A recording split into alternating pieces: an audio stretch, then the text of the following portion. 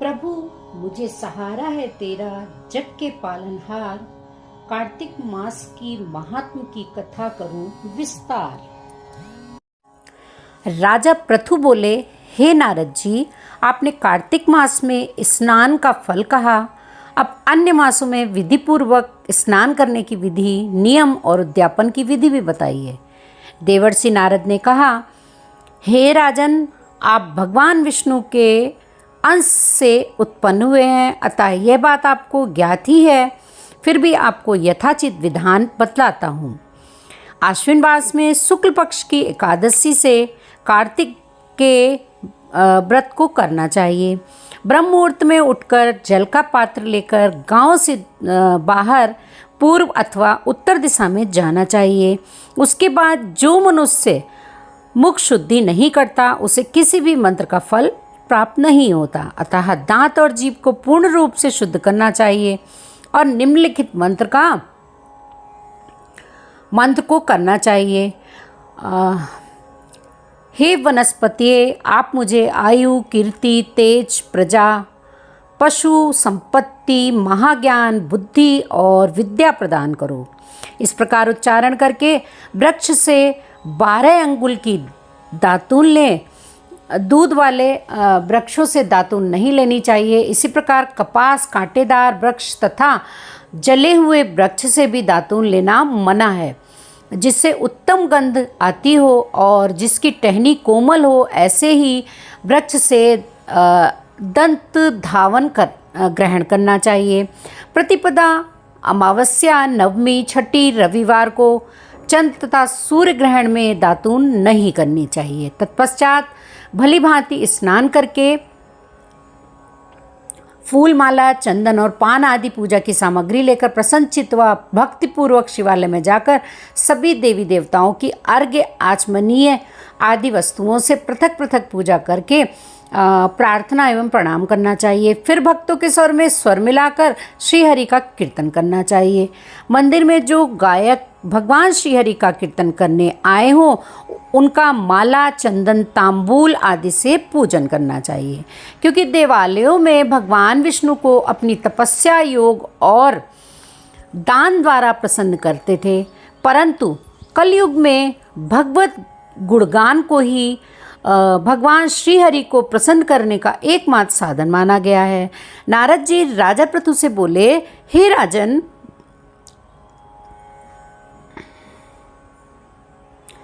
एक बार मैंने भगवान से पूछा कि हे प्रभु, आप सबसे अधिक कहाँ निवास करते हैं? उधर उत्तर देते हुए भगवान ने कहा, हे नारद, मैं वैकुंठ या योगियों के हृदय में ही निवास नहीं करता, अपितु जहाँ मेरे भक्त मेरा कीर्तन करते हैं, मैं वहाँ अवश्य निवास करता हूँ। जो मनुष्य चंदन, माला आदि से मेरे भक्तों का पूजन करते हैं, उनसे मेरी ऐसी प्रीति होती है जैसी मेरे पूजन से नहीं होती। नारद जी ने कहा, शिरीष, धतूरा, गिरिजा, चमेली, केसर, कंदार और कटहल के फूल व चावलों से भगवान विष्णु की पूजा नहीं करनी चाहिए। अड़हल, कंद, गिरीश, जूही, मालती और केवड़ा के पुष्पों से भगवान शंकर जी की पूजा नहीं करनी चाहिए। जिन देवताओं की पूजा में जो फूल निर्दिष्ट है, उन्हीं से उनका पूजन करना चाहिए। पूजन समाप्ति के बाद भगवान से क्षमा करनी चाहिए। हे सुरेश्वर, हे देव, ना मैं मंत्र जानता हूँ, ना क्रिया, ना मैं भक्ति से विहीन हूँ। मैंने जो कुछ भी आपकी पूजा की है उसे पूरा करो। ऐसा प्रार्थना करने के पश्चात साष्टांग प्रणाम करके भगवत कीर्तन करना चाहिए। श्रीहरि की कथा सुननी चाहिए और प्रसाद ग्रहण करना चाहिए। जो मनुष्य उपरोक्त विधि के अनुसार कार्तिक में व्रत का अनुष्ठान करते हैं, वे जगत के सभी सुखों को भोगते हुए अंत में मुक्ति को प्राप्त करते हैं। जय श्रीहरि, राधे राधे, जय श्री कृष्णा। अब मैं कार्तिक मास के 6वें अध्याय को सुनाने जा रही हूँ। कार्तिक मास व्रत के 6वें अध्याय में विष्णु भगवान ने जहाँ जहाँ अपने चरण रखे, वहाँ पर ऋषि, वेद, यज्ञों के सहित समस्त देवता मेरी रक्षा करते रहें। सप्तमी, अमावस्या, नवमी, त्रयोदशी, द्वितीया, दशमी तिथियों को आंवला तथा तिल में जल स्नान करना चाहिए। अब मैं विस्तार से 6वें अध्याय को सुनाऊंगी। नारद जी बोले, जब 2 घड़ी रात अवशेष रहे तब तिल, कुश, अक्षत, चंदन आदि लेकर शुद्ध होकर जलाशय पर जाएं। नहर की अपेक्षा क्रम से 10 गुना झरना में, झरना से 10 गुना नदी में और नदी के 10 गुना संगम पर स्नान करने से फल कहाँ है, और तीर्थ में स्नान करने से इसका दूना फल मिलता है। स्नान के पूर्ण विष्णु भगवान का ध्यान करके स्नानार्थ संकल्प करें। फिर तीर्थ में उपस्थित देवताओं को क्रमशः अर्घ्य, पाद्य, आचमनी आदि देवें। अर्घ्य मंत्रार्थ, हे कमलनाथ आपको नमस्कार है, हे जलशाही भगवान आपको नमस्कार है, हे ऋषिकेश आपको प्रणाम है, मेरे दिए हुए अर्घ को आप ग्रहण करें। वैकुंठ, प्रयाग तथा बद्रीनारायण में जहाँ कहीं विष्णु भगवान गए वहाँ विष्णु भगवान ने 3 प्रकार से अपना पैर रखा था। अतएव जहाँ कहीं विष्णु भगवान ने अपना चरण रखा वहाँ पर ऋषि, वेद, यज्ञों के सहित समस्त देवता मेरी रक्षा करते रहे। हे जनार्दन, हे दामोदर, हे देवेश, आपको प्रसन्न करने के लिए मैं विधिवत कार्तिक में प्रातः स्नान करूंगा। हे दामोदर, मैं आपका ध्यान और आपको प्रणाम करके इस जगह जल में स्नान करने के लिए जा रहा हूँ। आपकी कथा से मेरे समस्त पाप नष्ट हो जाएं। हे हरे, कार्तिक मास में व्रत एवं विधिपूर्वक स्नान करने वाला मैं अर्घ देता हूँ, आप राधिका के सहित ग्रहण करें। हे कृष्ण, हे प्रबल राक्षसों का नाश करने वाले भगवान, हे पापनाशक, उस कार्तिक मास में नित्य नैमित्तिक कर्मों के द्वारा दिए हुए मेरे इस अर्घ को आप स्वीकार करें।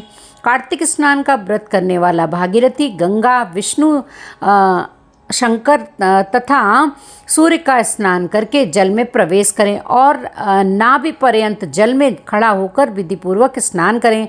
गृहस्थ तेल और आंवले का चूर्ण लगाकर विधवा, स्त्री तथा यति तुलसी के मूल की मृत्तिका लगाकर स्नान करें। सप्तमी, अमावस्या, नवमी, त्रयोदशी, द्वितीया, दशमी तिथियों को आंवला तथा तिल से स्नान न करना चाहिए। प्रथम स्नान करके पुनः मंत्र स्नान करें। स्त्री और शूद्र वेदोक्त मंत्रों से भी स्नान न करें, उन्हें पौराणिक स्नान करना चाहिए। स्नानार्थ मंत्र, जिन मंत्रों से मंत्रोभावन भगवान ने देवताओं के कार्य लिए 3 प्रकार का रूप धारण किया था। हे पापनाशक विष्णु भगवान, अपनी कृपा से मुझे पवित्र कीजिए। विष्णु की आज्ञा से कार्तिक व्रत करने वालों की समस्त इंद्रादि देवता रक्षा करते हैं, अतः वे सब मुझको पवित्र बीजों और यज्ञों सहित समस्त वेदों के मंत्र, कश्यपादिक ऋषि, इंद्रादि समस्त देवता मुझको पवित्र करें। गंगादि सभी नदियाँ, संपूर्ण तीर्थ, 7 समुद्र मुझे पवित्र करें। अदिति आदि सती नारियाँ, यस्त्र, सिद्ध, सर्प, सब औषधियाँ, तीनों लोक, पर्वत मुझे पवित्र करें। इन मंत्रों को कहकर स्नान करने के पश्चात व्रती हाथ में पवित्री धारण करके देवता, ऋषि, मनुष्य तथा पिता का विधिवत तर्पण करें। कार्तिक मास में पितृ तर्पण करते समय जितने भी तिल तर्पण में रहते हैं उतने वर्ष पर्यंत व्रती के पितृगण स्वर्ग में निवास करते हैं। तत्पश्चात व्रत करने वाला जल से निकले शुद्ध कपड़ा पहने और प्रातःकाल के सब कृत्यों से निवृत्त होकर पुनः विष्णु भगवान का पूजन करना चाहिए। समस्त तीर्थ के संपूर्ण देवताओं का स्मरण करके भक्तिपूर्वक सावधान होकर चंदन, फूल और फल सहित विष्णु भगवान को फिर अर्घ्य देवें। अर्घ्य मंत्र का अर्थ नियम से पवित्र कार्तिक मास में मैंने स्नान किया है। हे विष्णु भगवान, राधा के साथ आप मेरे दिए अर्घ को ग्रहण करें। तब चंदन, फूल और तांबूल से वेद पारंगत ब्राह्मणों का श्रद्धापूर्वक पूजन करें और बारंबार साष्टांग प्रणाम करें। ब्राह्मणों के दाहिने पैर में तीर्थ रहते हैं, मुख में वेद और समस्त अंगों में देवतागण निवास करते हैं। ब्राह्मणों की पूजा करने से उन सभी की पूजा हो जाती है। उस भूतल में विष्णु भगवान गुप्त रूप से ब्राह्मण के स्वरूप में निवास करते हैं। अपने कल्याण की कामना करने वाले लोग इनका ना अपमान करें और ना इनके साथ निरीक फिर एकांत चित्त से विष्णु भगवान की पूजा तुलसी की पूजन करके परिक्रमा करें, फिर प्रणाम करें। हे देवी, हे तुलसी, देवता ने ही प्राचीन काल से तुम्हारा निर्माण किया है और ऋषियों ने तुम्हारा पूजन किया है। विष्णु की प्यारी तुलसी, आपको प्रणाम है। आप मेरे सब पापों का नाश करें। इसके पश्चात स्थिर चित्त से विष्णु भगवान की पुराणोक्त कथा को सुने और भक्तिपूर्वक वेद ब्राह्मणों का पूजन करें। भक्तिपूर्वक जो लोग पूर्वोक्त विधान से कृत्य करते हैं उसे विष्णु लोक प्राप्त होता है। समस्त रोगों तथा पापों को नष्ट करने वाला, मनुष्य को श्रेष्ठ बुद्धि देने वाला, पुत्र धन आदि का साधन, मुक्तिदायी,